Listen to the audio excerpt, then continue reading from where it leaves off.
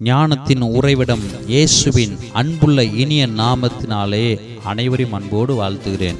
இன்றைய திருவார்த்தை பிரசங்கி 9:16. பலத்தை பார்க்கிலும் ஞானமே உத்தமம். பிரியமானவர்களே, இன்றைய காலகட்டத்தில் பணம்தான் முக்கியம், ஞானம் அடுத்தது என்று நினைக்கிறார்கள்.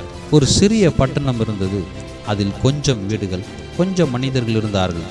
இந்த பணபலம் இல்லாத ஏழைகள் அதிகமாய் காணப்படுகிற இவர்களுக்கு விரோதமாய் ஒரு பெரிய பணக்காரன் ஏழைகளின் வீடுகளை வஞ்சித்து இடங்களை ஆக்கிரமித்து பட்டணத்தை சுற்றிலும் கொத்தளங்களை கட்டி முழுவதையும் தன் வசப்படுத்தி கொள்ள வேண்டும் என்று நினைத்து குறுக்கு வழியே பணபலம், படைபலம், எல்லா பலத்தையும் வைத்து சாதித்து விடலாம் என்று நினைத்து வாழ்ந்து வந்தான். அதில் ஞானமுள்ள ஒரு ஏழை இதை பார்த்து ஆண்டவர் கொடுத்த ஞானத்தினாலே போராடி நேர்மை, உண்மை, நியாயம் என்ற முறையில் போராட்டம் நடத்தி தன்னுடைய ஞானத்தினாலே அந்த சிறிய பட்டணத்தை அந்த பெரிய பணக்காரனிடத்திலிருந்து விடுவித்தான். நீதி, நியாயம், உண்மை, நேர்மை. இந்நாளிலே, இன்றைய காலகட்டங்களிலே நீதி, நியாயம், உண்மை, நேர்மை மறைக்கப்படுகிறது. பணத்தினாலே, கௌரவத்தினாலே, அந்தஸ்தினாலே இவைகளை பார்க்க முடிகிறது. தயவுசெய்து இந்த நீதி, நியாயம், உண்மை, நேர்மை இவர்களோடு கர்த்தர் இருக்கிறார் என்பதை ஒரு நாளும் மறக்கவே கூடாது. நீதியுள்ள, நியாயமுள்ள, உண்மையுள்ள, நேர்மையுள்ள ஏழைகளின் பலனாக கர்த்தர் இருக்கிறார்.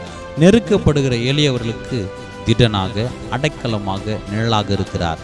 கர்த்தர் ஞானத்தை தருகிறார். பலத்தை பார்க்கிலும் ஞானமே உத்தமம். ஞானம் இருந்தால் குறுக்கு வழி மற்றும் தேவனுக்கு பிரியமில்லாத காரியங்களில் ஈடுபட மாட்டார்கள். ஞானம் இருந்தால் அடுத்தவர்களை ஏமாற்ற மாட்டார்கள்.